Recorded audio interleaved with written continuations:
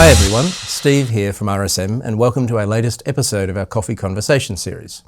Today I'm delighted to be joined by Alan McGervan. Alan is the Managing Director and founder of McGervan Media, one of the largest messages on hold businesses in Australia. He's also a former Radio Personality of the Year, or Australian Radio Personality of the Year to be more precise. So welcome Alan, fantastic that you could join me. Oh, thanks for inviting me, Steve. It's good to be as a client of RSM. It's good to get into, and congratulations on you guys turning 100 years. That's a good story. Yes, no, thank you for that, and it's a wonderful story in itself. But this is, as you know, all about having a coffee and a chat over a coffee. So, what's your coffee of choice? What are we my today? usual. It's soy cappuccino.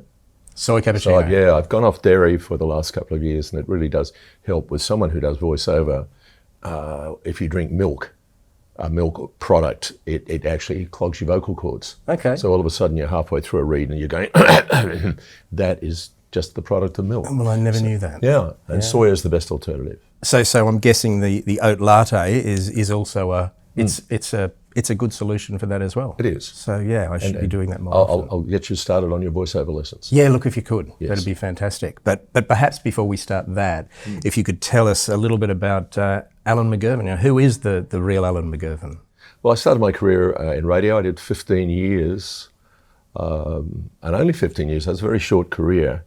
I said to the guys who do the 4KQ breakfast show the other day, you guys were on the air for the three of you for 15 years. That was my whole career. I started Double J. I did the first year of breakfast when Double J came on there, now Triple J. And then I moved on to Brisbane at the number one station, which was then 4IP. And at around that 15-year mark, I just thought, there's other things I've got to do. So No, I did. No, that's fantastic, and you certainly have. And McGervan Media obviously has been around for quite a while now. And you started that from nothing, and I guess thinking about people throw the word entrepreneur around a lot, and thinking about that to me, you've started something where nothing existed beforehand. Can you tell us a little bit about McGervan Media, about the story and where you've come from and where it is now? Fact with entrepreneur, and you'd win money on this, and you ask someone what does in the French, entrepreneur obviously is French, what does it actually mean in English? And no one knows. And it literally means builder. So these are people who, if you can see the invisible, you can do the impossible. They take it from midair. Classically, apart from being an outlier, you've got some incredible people who've just taken it from nowhere and built this incredible thing. And entrepreneurs have to be careful, because when what they do gets successful, it also gets boring if they're not careful, and they sometimes take their eye off the ball. But that's what an entrepreneur is. So I saw there was no message on hold in Australia. 33 years ago I started it. We're now the largest on the east coast of Australia. That's when you get put on hold, there's a message going around. And all kinds of thanks for calling, and we have actually got, for example, Qantas tell us we are their longest supplier of services in the world, 33 years, and that's a good story. And we have a couple of thousand clients who we update. It's an annuity income business. It's a classically great model. So on the 15th of every month, our invoicing goes out for the next month, and we know what we've got. And we have really targeted only large corporates. So we give them quality, on time, on budget, on quality, and we give them experiences. So they become friends. That's one of the big things we've discovered. My average competitor would be half to a third of my price, and they cannot take my clients from me because of the loyalty factor and the fact that we have relationships with these people. So that's been one of the keys to it being this successful for this long. And it continues to grow. And even through COVID, we did the one thing nobody else I don't call them competitors, I call them other people. The other people who do, and there would be 50 people who do on hold messaging. I call them other people. They're really not competitors. We went to our major clients, let's say Suncorp Stadium as one good example. Yeah. In COVID, it all stopped. but we said to them and several hundred others, we are stopping, we are freezing your invoicing. However, along the journey, until this clears up, we will give you updates and new messages, no charge. Yeah. Now that's adding value. That's relationship. Every one of them are back now. So you lost none. We lost none. Yeah, None. wow. And my two major competitors, the large guys, these larger guys, have lost up to 50% of their client base. And of course, the rule is you never interrupt a competitor when they're making a mistake. Yes. So, and that's what happened. But it is about relationships, and it's about dealing with large corporates. You know, the huge movement you see all the time in middle management, in marketing, who pretty much are our go-to people to update their scripts, for example, and expand. Like we picked up Baby Bunting when they had one store, and now they've got 70. So it all grows, and we have to just make sure that we stay in touch. If you don't, one of the golden rules, if you don't keep in touch with your client, someone else will. Yes. And we are surprised that we get a phone call to say, remember me, I was over there at Citibank, I'm now at so-and-so. Now, I'll settle in, and you guys have got the gig. You should hear what they've got on hold here. Yeah. We're 100% referral.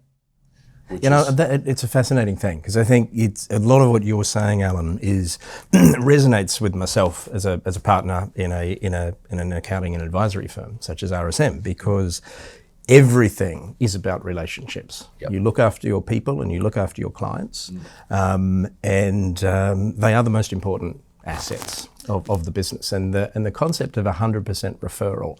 I'm interested to explore that a little bit further, because I think it's a wonderful says to me, goal. You're 100% referral. Is that true? And I say, well, it's not quite true, but it's accurate. Sure, there's some Google, there's some AdWords, there's some of that, but otherwise, no. And one of the things that we do is reward. What gets rewarded gets repeated, and that goes to our team. So we look after our people, who look after the customers, who look after the business. And we reward our people. There's a great new book called Giftology. And we've been practicing this for quite a few years, that every time you refer to us, a gift arrives for you. And it's a gift we are almost positive you don't have. It might be a phone recharger. It might be a bag holder. We've got some really top-end lipsticks for big referrals. This is Guerlain coming in the mail. And by the way, when the refill runs out, we'll send you the new one. Nice. It's different. So see what everyone else is doing and do something different. Yeah. And that's it. And 100% referral means a price takes a back seat. Yeah. Because they know a big corporate, and I targeted big corporates for the last 15 years. That's why we have our website. We'll show you the names. And I drove out of Sydney Airport the other day, and all those billboards you see as you come out and you turn left to the freeway from Sydney Airport, every single one of those was a client of ours. And I went, isn't that brilliant? Wow. That's fantastic. We're doing something right. Yeah, absolutely. Tell me a little bit about, certainly the last couple of years, no matter what line of business you're in, we've had our fair share of challenges, and I think they're still out there. And we often talk about COVID. It's kind of largely past now, I think, but it's still there. And now we're in a global environment where we've got a war in the Ukraine, and we've got a whole lot of other things that are happening.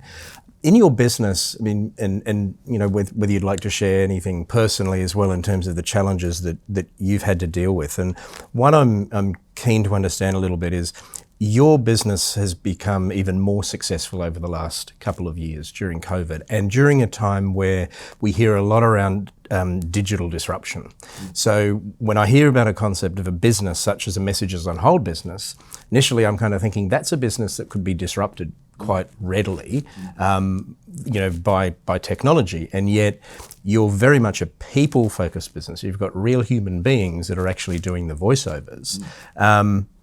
Where do you kind of see the future there? Is that something in time that you'll see that will be replaced by technology, or? It can't be, because it's when a client comes to us, we go go to our website. There are the 10 best male and female voices in the business as far as we're concerned.